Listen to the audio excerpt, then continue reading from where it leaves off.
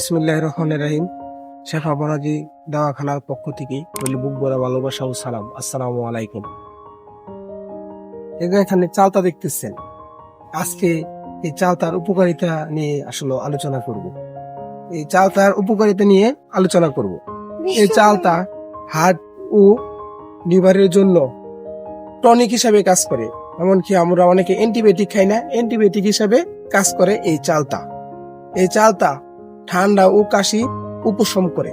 এই চালতা যদি 3 দিন একটানা সকালবেলা এটা রস খাই তাহলে দেখা গেছে ঠান্ডা কাশির উপশম হবে। এই চালতা অশ্ব রোগের কাজ করে। এই চালতা কোষ্ঠকাঠিন্য রোগে কাজ করে। এই চালতা এমনকি যাদের ডায়রিয়া হয়, পাতলা পায়খানা অত্যাধিক, এই চালতা যদি খাই সে দেখা গেছে তার ডায়াবেটিস ইনশাল্লাহ থাকবে না।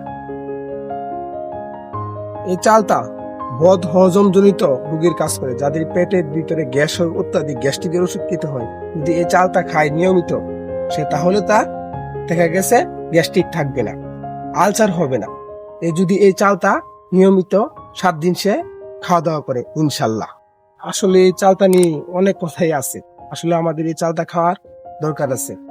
আমাদের এই রোগ বিধির শরীরের রোগ প্রতিরোধ ক্ষমতা বাড়ানোর দরকার আছে। বেঁচে থাকুক চালতা গাছ, বেঁচে থাকুক সমস্ত ওষুধি গাছ, বেঁচে থাকুক মানবতার ভালোবাসা।